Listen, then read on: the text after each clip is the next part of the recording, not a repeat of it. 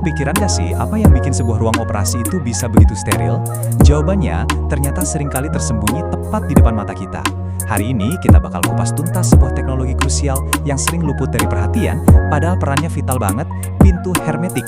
Ini bukan pintu biasa loh, ini adalah penjaga garis depan dalam mengendalikan lingkungan. Yuk kita mulai. Oke, sebelum kita dalami teknologinya, coba kita berhenti sejenak. Bayangin deh, lingkungan paling sensitif yang bisa kamu pikirkan.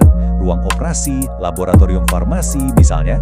Kalau kita kesampingkan dulu keahlian tim medis atau para ilmuwan, kira-kira apa sih resiko terbesar di ruangan-ruangan super steril ini?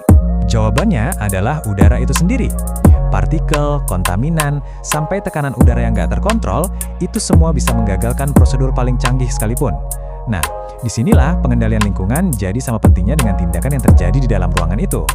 Biar kita paham kenapa pintu ini efektif banget, kita harus mulai dari prinsip dasarnya, penyegelan udara aktif. Ini bukan cuma soal nutup celah, tapi tentang sains di balik cara segel itu bekerja. Jadi, apa sih sebenarnya pintu hermetik itu? Gampangnya, ini adalah sistem pintu yang dirancang khusus untuk menciptakan segel yang kedap udara, nyaris sempurna.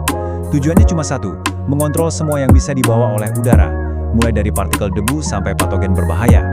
Nah, ini nih bagian yang paling keren. Pintu biasa akan pakai segel pasif yang nempel terus. Jadi pas digeser atau dibuka tutup, ya kegesek terus. Lama-lama aus jadi nggak efektif. Beda banget sama pintu hermetik, dia pakai penyegelan aktif. Artinya, segelnya tuh nggak nyentuh apa-apa pas pintunya bergerak. Baru deh di detik-detik terakhir pas pintu mau nutup, segelnya menekan dengan rapat dan sempurna. Inilah kunci keawetan dan efektivitasnya. Oke, kita udah paham prinsipnya. Sekarang kita bedah yuk rekayasa di baliknya. Ada dua tipe utama, geser dan ayun. Keduanya punya cara yang jenius untuk mencapai hasil kedap udara yang sama. Kita mulai dari yang paling sering kita lihat di rumah sakit atau lab, yaitu pintu geser. Rahasianya itu ada di sebuah gerakan mekanis yang sangat presisi, yaitu masuk dan turun. Jadi, begini cara kerjanya. Pertama, pintunya meluncur mulus, nggak ada gesekan sama sekali. Terus pas udah mau nutup, rodanya masuk ke bagian rel yang bentuknya melengkung. Nah, lengkungan inilah yang memaksa seluruh daun pintu untuk bergerak turun ke lantai, sekaligus masuk menekan ke arah kusen. Gerakan kombinasi inilah yang secara mekanis menciptakan segel 360 derajat yang sempurna. Terus, gimana dengan pintu ayun atau swing? Mereka juga punya trik cerdasnya sendiri. Ada yang pakai engsel kayak lift. Jadi pas dibuka pintunya itu agak keangkat sedikit biar segelnya nggak nyentuh lantai. Pas ditutup pintunya turun lagi dan menekan segelnya dengan kuat. Ada juga yang pakai segel jatuh otomatis atau automatic drop seal, di mana ada mekanisme pendorong di dalam pintu yang otomatis nurunin segel pas pintu tertutup rapat.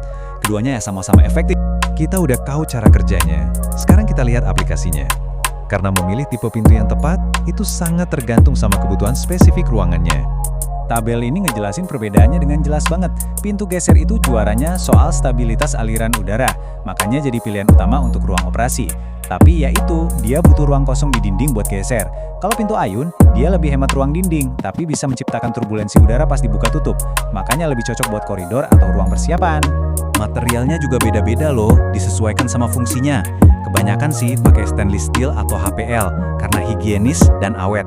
Tapi, buat ruang radiologi seperti X-ray, pintunya wajib dilapis timbal buat nahan radiasi. Kalau untuk ICU, di mana visibilitas itu kunci, biasanya pakai kaca penuh. Bahkan ada juga versi tahan api untuk jalur evakuasi darurat. Nah, ini dia. Punya pintu tercanggih di dunia pun jadi percuma kalau pasangnya nggak bener. Bagian ini sering banget disepelein, padahal ini penentu segalanya. Kutipan ini bener-bener nonjok ya. Presisi itu segalanya. Salah pasang beberapa milimeter aja, semua fungsi kedap udaranya bisa hilang total. Sia-sia. Seberapa presisi sih emangnya? Lihat angka ini, plus minus 2 mm. Cuma segitu.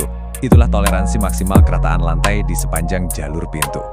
Kalau lantainya lebih bergelombang dari itu, segelnya nggak bakal bisa nutup sempurna. Pasti ada celah, pasti ada kebocoran udara. Sekecil itu, tapi dampaknya luar biasa besar. Jadi, supaya pintu ini efektif dalam jangka panjang, ada 4 pilar yang harus kokoh. 1. Instalasi yang super presisi.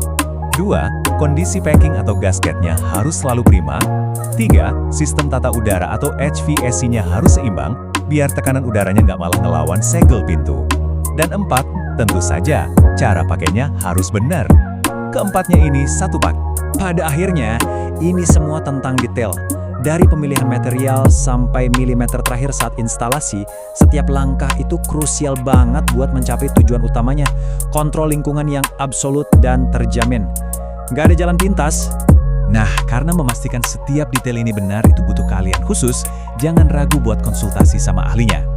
Kalau Anda lagi merencanakan proyek fasilitas kesehatan atau laboratorium dan butuh solusi pintu hermetik yang andal, Anda bisa banget loh tanya-tanya lewat WhatsApp di nomor 0811-813-5828 atau kirim email ke info@sciencedeal.co.id untuk dapat panduan yang tepat. Terima kasih sudah menyimak.